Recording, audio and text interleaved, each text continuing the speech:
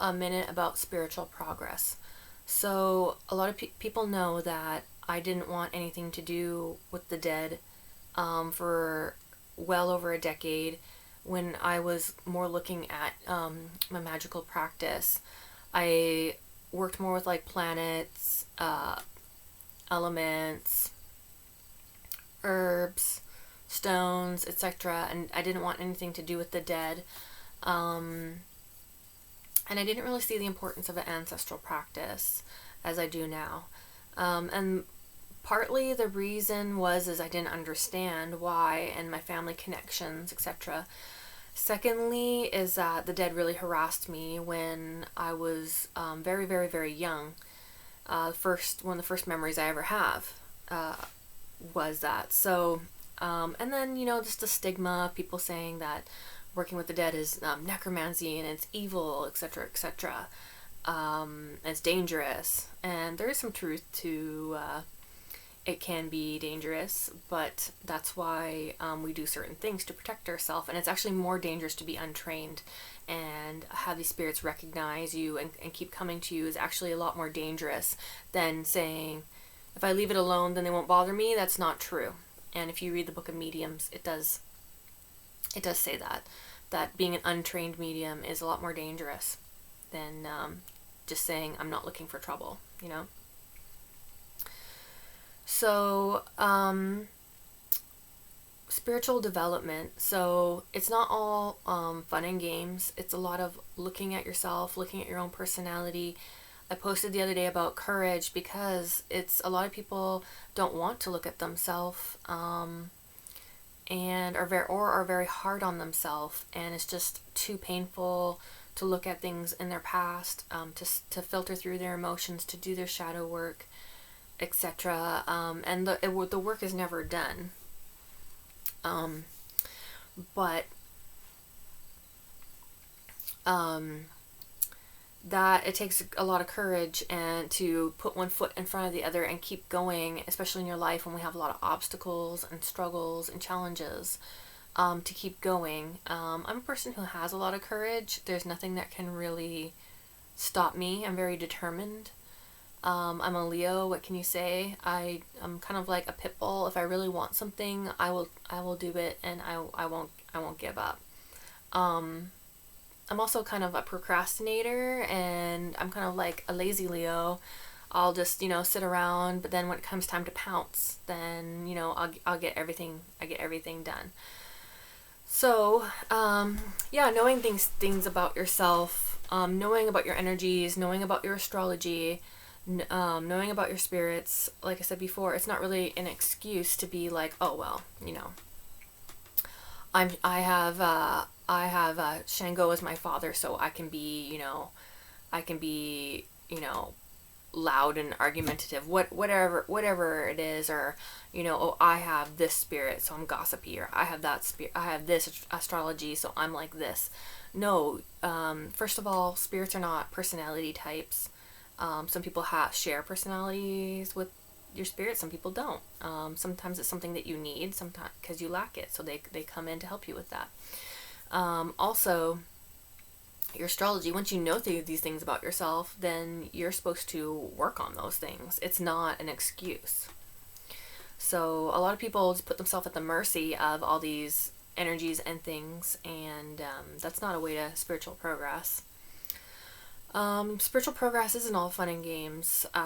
It's not just entertainment or for a curiosity, or wouldn't that be cool if, I experienced that. And yeah, things are cool when they happen. A lot of times spirits don't step forward because you're supposed to spiritually develop and have faith, etc. And they know that is just something material for you to glom onto, that, oh, I saw the spirit.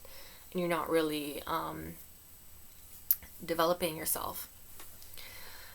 So, yeah, I always had dreams. I had been touched by the dead before, like physically touched. I felt like a hand on my shoulder. I felt like legs on my legs in the bed before. And I thought that was really weird until I saw online that like 30% of people report that they've felt a ghost touch them. And I haven't really had that happen for a long time. But the thing is as you spiritually develop, then the other faculties or gifts can be developed more that you might not have thought that you had, that are latent, because we shut out a lot of these things by a lack of imagination.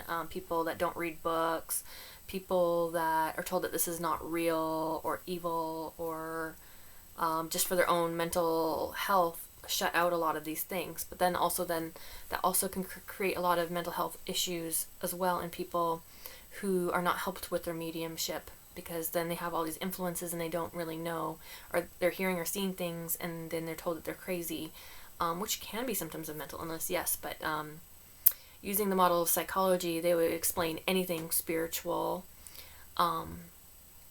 as psychosis, except with their Christian bias that that's spiritual or that's religious, a lot of times. So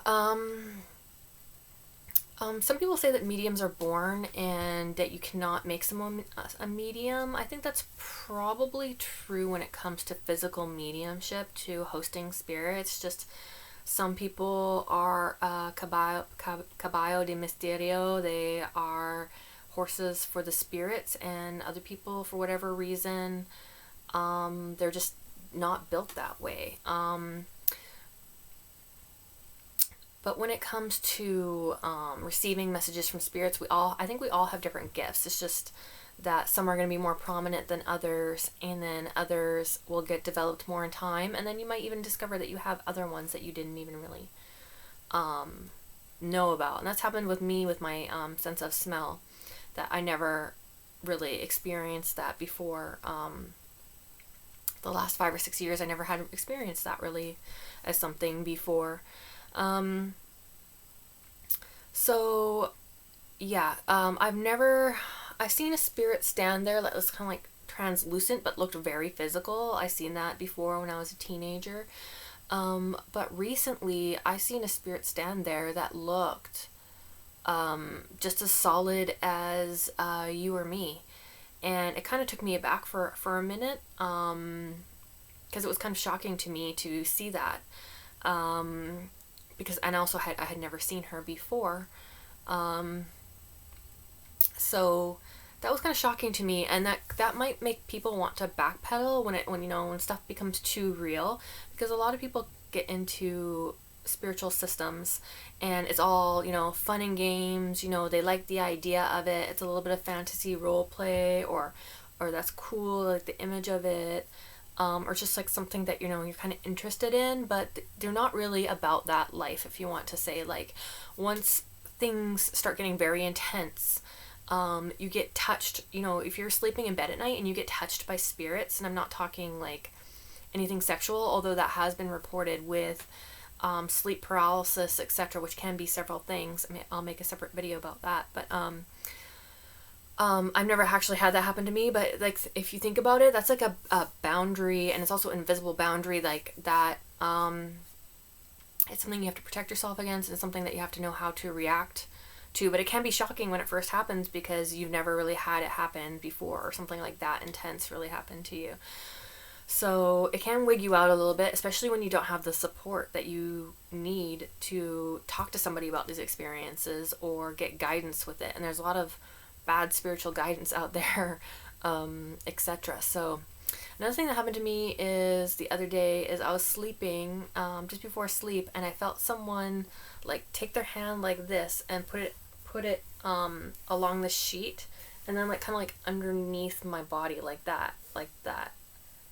And they did it like several times, and so I wake myself up, go get something to drink or go to the bathroom or something, come back to bed, and as soon as I start falling asleep again, they start doing it again. And it's really annoying, and I can like block it out and stop it. But then later, again in my dream time, like a couple hours later, I felt them like do it again, like 1 or 2 times. It's really annoying. So I did divination. It's just like some random dead like coming to give you a little poke.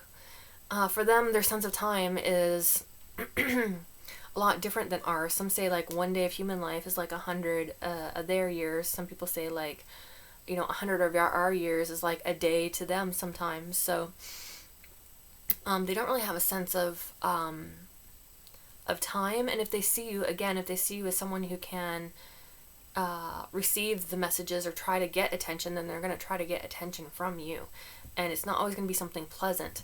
I was talking to a lot of us are like, the shaman in the woods. We don't like to be around other people, and isolating yourself as a medium is also very dangerous, because then other spirits can influence you a lot more if you're all by yourself than if you're around other mediums, especially, or other people. Also, as we progress spiritually, we're very sensitive to chemicals. We're very sensitive to any psychotropic, like hallucinogens, any tobacco. A lot of us don't smoke regularly if we're working with the spirit of tobacco, because we become so sensitive to it, and also so we can become sensitive to it when we're using it spiritually. So something that maybe that I had used before in the past, now if I just use like a tiny amount of it, it's like it blows. We're already open, so it blows like huge, I guess you can say, areas open in our spiritual bodies, even more so because we become so spiritually sensitive. And I was talking to someone else that it becomes like cringy almost, like other people's energy becomes cringy when they're not conscious of what they're doing, when they're like, I swear or whatever, but if someone's like all the time, they're like fuck, you know what I mean, all the time swearing. You're in you're in car with someone and they're like an angry driver and they're cursing the person in front of them. Well, what I said to that driver was, who's so against cursing, etc., blah blah blah. And I'm not gonna say never, but it's something that I haven't done for close to 10 years, and it's a way of protection that I don't do it. I'm not saying I'd never do it, because I've certainly been tempted to do it, and if I need to do it, then maybe I would do it, but it's something that I'm not about to do. Anyways, people say they're so against it, but they go around doing it all the time. Giving people evil eye is a major spirit projection out of the lights of our eyes to other people, and then swearing at those other people. So this person's so against this and so against that, etc., but does that. So just other people's energy is just so cringy sometimes, seriously. And I don't mean to be like I hate people or whatever. It's just we become so sensitive when you spiritually develop. It's just so cringy, like nails on a chalkboard almost, to be around large groups of people. Like one time I went downtown in a major city, and I think there was close to 100,000 people in this one square for the celebration, and it's yearly, and I think I skipped a year. And when I went, I couldn't stand it. Like just everybody's like issues, like energies, and then like it was really windy, so the wind was going against this like skyscraper, and it was just like the sound was like magnified. Like the sound wasn't that loud, it was just like too much to me, and I had to go home. I was like, I can't do this. So spiritual development is like becoming uber sensitive to everything, especially within those abilities that you have. I've never really identified as an empath, but it just becomes way too much for us sometimes. So spiritual cleansing it's not just like removing dirt because you're a spiritually dirty person. It's a way of removing these mixed forces and energies that are hitting us all the time. If we work with one energy, then it's not good just to have that one energy on us. We have to rebalance. It's a way of us rebalancing ourselves, like refreshing.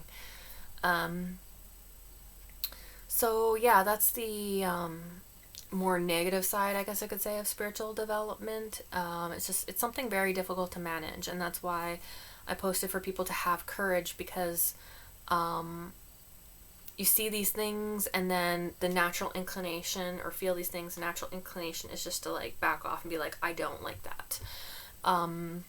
But we have to remember that these are gifts that were given to us, that it's a responsibility, it's a burden in a way for some of these things for us, and it's part of our challenge in this lifetime to be doing it. So I'm going to keep going onwards. I'm going to keep progressing. Nothing can really stop me from wanting to keep walking farther on my path and progressing in this life, this school of life, and that's what we're meant to do, is to learn here and spiritually progress.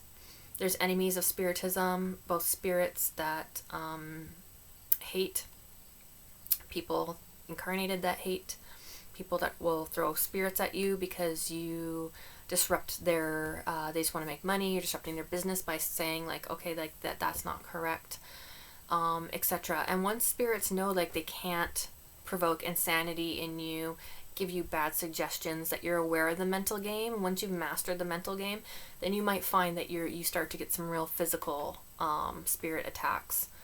And spirits need to be fairly strong to be able to leave bruises on all over your legs or leave scratches, etc. But it does and it can happen. And so I'm just wanting to prepare people for that